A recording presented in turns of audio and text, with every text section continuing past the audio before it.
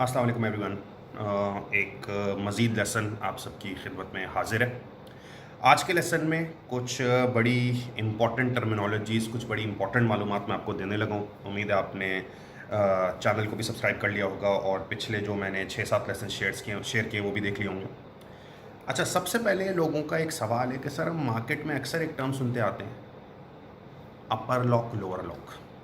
ये क्या है? चलिए इस पर बात करते हैं। देखें, अपर लॉक और लोअर लॉक के लिए एक टर्म यूज़ की जाती है फ्लोर की भी। Upper lock lower lock circuit breakers हैं, पाकिस्तान स्टॉक एक्सचेंज का एक लॉ कह लें, कानून कह लें। कोई भी शेयर एक दिन में ना मैक्सिमम अगर बढ़ सकता है तो 7.5% बढ़ सकता है, और अगर कोई भी शेयर एक दिन में गिर सकता है ना तो वो 7.5% से गिर सकता है।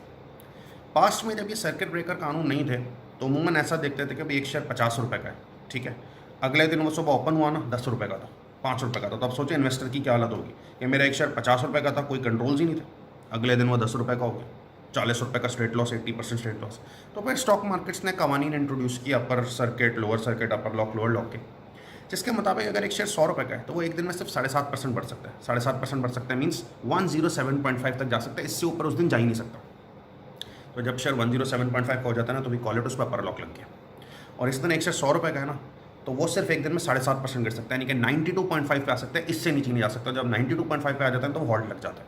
मार्केट कहती है ये लोअर लॉक है। इससे क्या फ़ायदे, क्या नुकसान है, वो हम मज़ीद अगली वीडियोज़ में आपके साथ जो है वो बात करेंगे, ठीक है। दूसरा, फिर एक उमूमन लोग कहते हैं कि सर हमें जो है ना वो और कॉमन टर्म्स मार्केट में नज़र आती रहती हैं, सपोर्ट और रेजिस्टेंस की। अब ये सपोर्ट और रेजिस्टेंस क्या है? ठीक है, ये जो है ना सपोर्ट और रेजिस्टेंस एक बड़ा इंडिकेटर है जिसके थ्रू बहुत से ब्रोकर्स और बहुत से इन्वेस्टर्स हैं ना स्टॉक बाय या स्टॉक सेल करने का डिसीजन लेते हैं, ठीक है। अच्छा, एक शेयर की हिस्ट्री ऐसी है कि वो ऊपर पर जाते जाते जाते 10 रुपये पे जाता है और फिर नीचे आ जाता है, फिर 10 रुपये पे जाते ऊपर होते फिर नीचे आ जाता है, फिर ऊपर जाता है 10 रुपये को टच करता है फिर नीचे आ जाता है। तो हम कहते हैं 10 रुपये की रेजिस्टेंस है कि ये 10 पे जा रहा है लेकिन वापस नीचे आ रहे हैं, फिर 10 पे जा रहे हैं वापस नीचे आ रहे हैं, 10 पे जा रहे हैं वापस नीचे आ रहे हैं। 10 रुपये की रेजिस्टेंस है, बढ़ना चाह रहे हैं 10 रुपये से लेकिन रेजिस्ट कर जाता है, नीचे आ जाता है।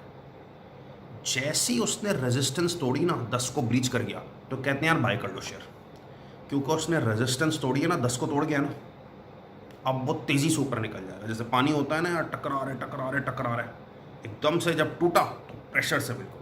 तो कहते हैं रेजिस्टेंस एक सिग्नल है कि जब एक चीज़ मुसलसल 10 पे आके वापस जा रही है, 10 पे आके वापस जा रही है, 10 पे आके वापस जा रही है, रेजिस्ट कर रही है। जैसी रेजिस्टेंस तोड़े 10:30 हो जाए, 11 हो जाए ना, बॉय कर लो, वो मज़ीद ऊपर जाएगी प्रेशर से, तेज़ी से। और इसी तरीके से अगर एक शेयर गिरता है, 5 रुपये पे आता है फिर ऊपर हो जाता है, फिर गिरता है 5 पे आता है वापस ऊपर चला जाता है, फिर गिरता है 5 पे आता है ऊपर, तो हम कहते हैं 5 इसकी सपोर्ट है कि बार बार 5 पे आते हैं लेकिन फिर ऊपर निकल जाते हैं, बार बार 5 पे आते हैं फिर ऊपर निकल जाते हैं। 5 रुपये इसकी सपोर्ट है। सपोर्ट अगर तोड़ दी ना, 5 के नीचे चला गया, फ़ौरन बेच दो, क्योंकि प्रेशर डाल रहे हैं। 5 पे आ रहा है फिर ऊपर, 5 पे आ रहा है फिर ऊपर, 5 पे आ रहा है, 5 तोड़ेगा ना तो प्रेशर से नीचे जाएगा, इसलिए ब्रोकर्स और इन्वेस्टर्स कहते हैं भाई सेल कर दो। तो सपोर्ट और resistance basically buying selling indicators हैं। रेजिस्टेंस तोड़े फ़ौरन बाय करो, ऊपर निकल जाएगा, सपोर्ट तोड़े सेल कर दो, नीचे चला जाएगा, ठीक है। तीसरा सवाल उमूमन लोग करते हैं कि सर ये बताइए कि हम ट्रेडिंग शॉर्ट टर्म के लिए करें या हम ट्रेडिंग लॉन्ग टर्म के लिए करें। सही है, देखें इसका जो है ना वो कोई फिक्स जवाब नहीं दिया जा सकता कि ट्रेडिंग शॉर्ट टर्म के लिए की जाए, लॉन्ग टर्म के लिए की जाए। ऐसी मैं आपको हज़ारों मिसालें उठा के दे दूंगा कि लोगों ने कोई स्टॉक गिरा है लॉन्ग टर्म के लिए होल्ड कर लिया है, जितना लॉन्ग टर्म होल्ड किया ना तब भी उनको नफ़ा नहीं हुआ। जैसे आपको पता है स्टॉक मार्केट में 2005 में 2008 में जो है ना वो शदीद किस्म के क्राइसिस आए थे, बेतहाशा स्टॉक मार्केट्स गिरी थी। तो उस टाइम हमारे एक रिलेटिव ने PTCL का शेयर लिया था 90 रुपीज़ का। PTCL का शेयर लिया था, पाकिस्तान टेलीकम्युनिकेशन लिमिटेड का, 90 रुपीज़ का। सही, 2005 या 8 की मैं बात बता रहा हूँ, सही मुझे याद नहीं है। मार्केट्स क्रैश हो गए, सब हो गई, वो शेयर 50 रुपये का आ गया।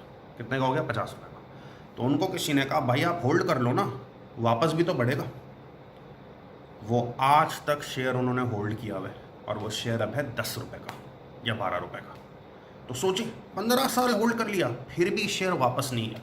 लेकिन मेजॉरिटी स्क्रिप्ट्स क्या होते हैं कि अगर गिरे आपने होल्ड कर लिया, फंडामेंटली स्ट्रॉन्ग स्क्रिप्ट्स अगर आपने होल्ड कर लिया तो ज़ाहिर है कभी ना कभी वो वापस बढ़ेंगे। तो कुछ लोग लॉन्ग टर्म की बड़ी फेवर में, कुछ लोग कहते हैं भाई लॉन्ग टर्म में कुछ पता नहीं है, अनसर्टेन होता है, फ़ौरन जहाँ मौका मिले ना एग्जिट लो, वो शॉर्ट टर्म ट्रेडर्स होते हैं। बहरहाल एडवाइस के तौर पे बेटर स्ट्रेटजी क्या है कि ट्रेडिंग लॉन्ग टर्म में की जाए, शॉर्ट टर्म में की जाए। तो एक इस पे रिसर्च हुई थी, शॉर्ट टर्म ट्रेडर्स और लॉन्ग टर्म ट्रेडर्स के दरमियान मुकाबला हुआ था कि भाई एक बंदे ने एक बार शेयर लिया और जो है ना मुसलसल लंबे अरसे तक होल्ड रखा, और एक बंदे ने मुसलसल जो है ना बाइंग सेलिंग करती रही। तो प्रूफ ये हुआ था कि लॉन्ग टर्म वाला बेनिफिट में रहा था। लेकिन फिर भी ये कोई वो वाली बात नहीं है जिस पे हम 100% यकीन के साथ कह सकें कि भाई लॉन्ग टर्म में ही फ़ायदेमंद होगा, शॉर्ट टर्म में ही फ़ायदेमंद होगा। It can move both ways. और आज के लेक्चर की एक आखिरी बात, देखिए मार्केट्स में ना कभी कभार प्राइसेस में चेंजेस बहुत रैपिडली आते हैं, इतनी तेज़ी से आते हैं कि आपको कभी कभार मौका ही नहीं मिलता।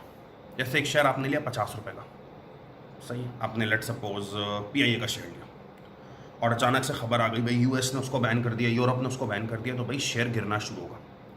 अब आप चाहोगे मैं उसको बेचूं तो आप अपने ब्रोकर को कॉल करोगे, 2-3 घंटियाँ बजने के बाद वो कॉल उठाएगा, सही है। जैसे लेट सपोज आपने PIA का शेयर लिया 7 रुपये का, सही है।